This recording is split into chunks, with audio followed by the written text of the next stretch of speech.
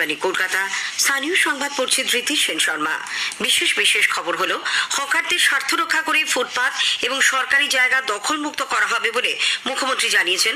আপাতত 1 মাস এই উচ্ছেদ অভিযান বন্ধ রাখার নির্দেশ দিয়েছেন তিনি। বিকল্প জায়গার বন্দোবস্ত করতে গঠন করা হয়েছে কমিটি। বিজেপি হকার উচ্ছেদ নিয়ে মুখ্যমন্ত্রীর নির্দেশের তীব্র বিরোধিতা করে বলেছে এটি সম্পূর্ণ মানবতা বিরোধী। এদিকে মুখ্যমন্ত্রীর নির্দেশের পর আজও জেলায় জেলায় চলেছে উচ্ছেদ অভিযান। বেআইনি দখলদারির বিরুদ্ধে অভিযানের মধ্যেই কলকাতা সহ রাজ্যের সর্বত্র বেআইনি পার্কিংও তুলে দেওয়ার নির্দেশ দিয়েছেন মুখ্যমন্ত্রী। এজন্য 15 দিনের মধ্যে পুলিশ প্রশাসনকে রিপোর্ট দিতে বলা হয়েছে। রাজ্যের 4টি বিধানসভার উপনির্বাচনে 34 জন প্রার্থী প্রতিদ্বন্দ্বিতায় রয়েছেন। বরানগর ও ভগবানগোলা বিধানসভার উপনির্বাচনে জয়ী প্রার্থীদের শপথ গ্রহণ নিয়ে জটিলতা এখনো কাটেনি। রাজ্যে রেশন দুর্নীতির সঙ্গে যুক্ত 1000 খানেক চাল ও গমকলের তালিকা ইডি তৈরি করেছে। আসছি বিস্তারিত খবরে। হকারদের স্বার্থ রক্ষা করে ফুটপাত এবং সরকারি জায়গা দখলমুক্ত করা হবে বলে মুখ্যমন্ত্রী মমতা ব্যানার্জি জানিয়েছেন। নবান্নে আজ এক বৈঠকে তিনি আপাতত 1 মাস উচ্ছেদ অভিযান বন্ধ রাখার নির্দেশ দেন। এই সময়ের মধ্যে হকারদের মালপত্র গুটিয়ে রাস্তা থেকে সরে যেতে হবে। লোকাল হকাররা ডিসিশন নিয়ে রাস্তা ক্লিয়ার করবেন। আমি 1 মাস আপনাদের টাইম দিলাম।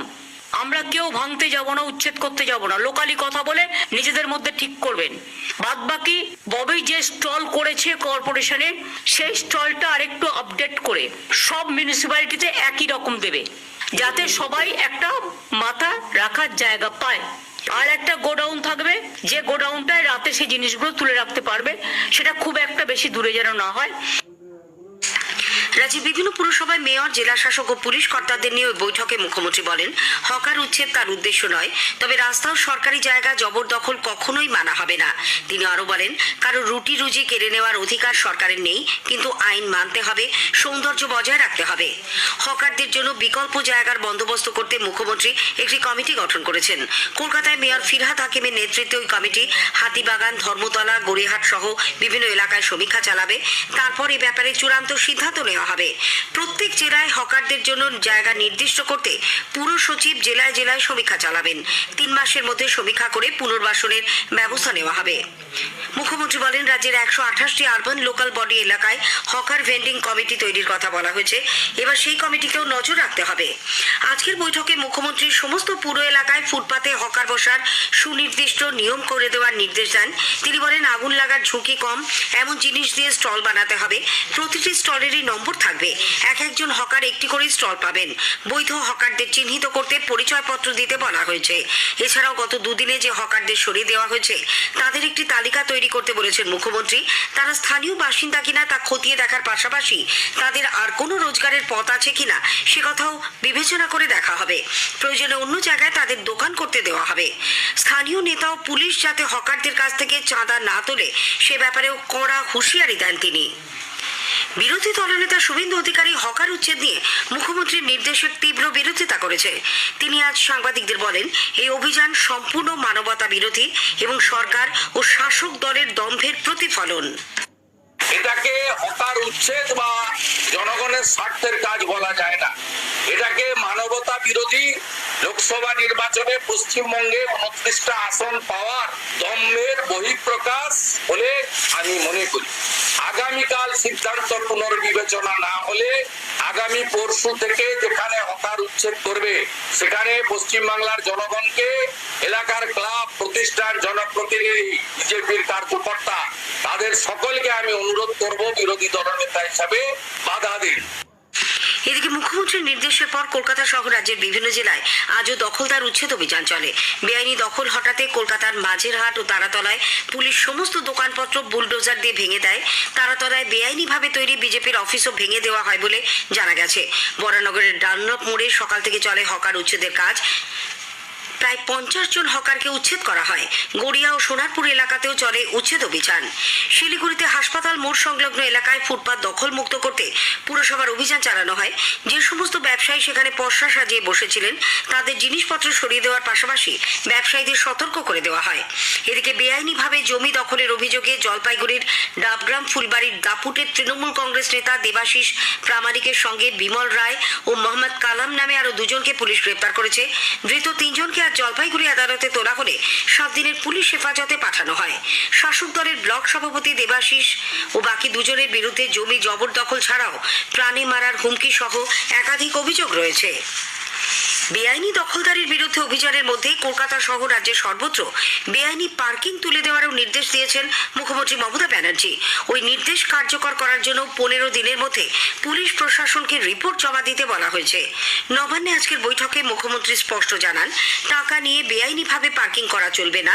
এ ধরনের বেআইনি পার্কিং নজরে এলেই রাজনৈতিক রং না দেখে তা তুলে দিতে হবে। তবে বেশিরভাগ জায়গাতেই বিজেপির লোকেরা এ ধরনের বেআইনি পার্কিং চালায় বলে মুখ্যমন্ত্রীর দাবি। ইল্লিগাল পার্কিং গুলো ভেঙে যাবে। ওগুলো যদি রাস্তা কনজেস্ট, কত ইল্লিগাল পার্কিং আছে আমি বিনীতকে বলবো কলকাতায় আমায় দিতে। আর রাজারহাটে, নিউ টাউনে, হাওড়ায় কত আছে মনোজ আমায় দেবে। আসানসোল থেকে শুরু করে দুর্গাপুর থেকে শুরু করে সব জায়গায় সেইগুলো আদৌ লিগাল পার্কিং হওয়ার উপযুক্ত জায়গা কিনা আমায় বলতে হবে। যদি লিগাল হয় টেন্ডার প্রসেসে যাবে, সেন্ট্রাল ওয়াইজ টেন্ডার হবে। কমিটি করে দিলাম, এই 5 জনের, এরা দেখবে, মিলে দেখে রিপোর্ট দেবে।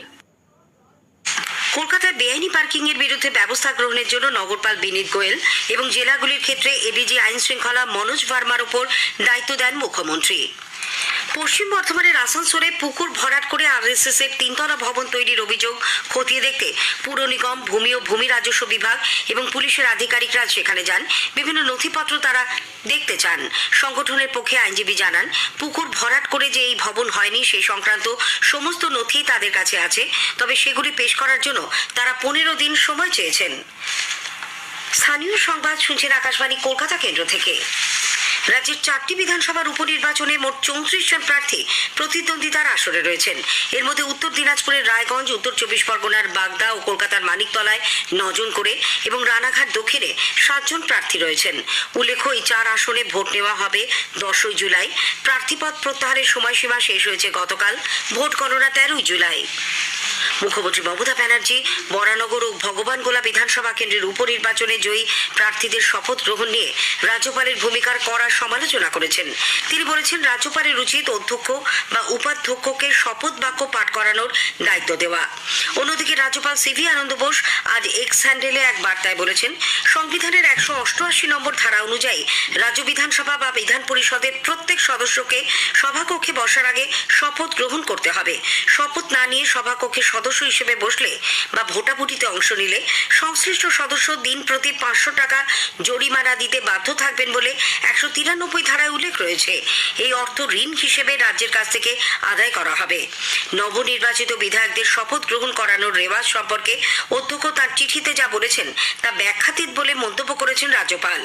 এদিকে বরানগর কেন্দ্রে নির্বাচিত সায়ন্তিকা বন্দ্যোপাধ্যায় এবং ভগবানগোলা কেন্দ্রের জয়ী প্রার্থী রেয়াত হোসেন সরকার তাদের শপথ গ্রহণ নিয়ে জটিলতা এখনো না কাটায় শপথ গ্রহণ করানোর দাবিতে আজ বিধানসভা ভবন চত্বরে আম্বেদকরের মূর্তির সামনে ধর্নায় বসেন। বিজেপি আগামী রবিবার 4 ঘন্টার জন্য রাজভবনের সামনে ধর্নায় বসতে পারে বলে রাজ্যের অ্যাডভোকেট জেনারেল কিশোর দত্ত আজ কলকাতা হাইকোর্টে জানিয়েছেন। ভোট পরবর্তী হিংসায় আক্রান্তদের নিয়ে রাজভবনের সামনে ধর্নায় বসতে চেয়েছিলেন বিরোধী দলনেতা। পুলিশ অনুমতি না দেওয়ায় তিনি হাইকোর্টে আবেদন করেন। সেই শুনানির সময় রাজ্যের তরফে আজ এই প্রস্তাব দেওয়া হলে বিরোধী দলনেতার আইনজীবী জানান, পূর্ব নির্ধারিত কর্মসূচি থাকায় রবিবার ওই ধর্না পালন করা সম্ভব নয়।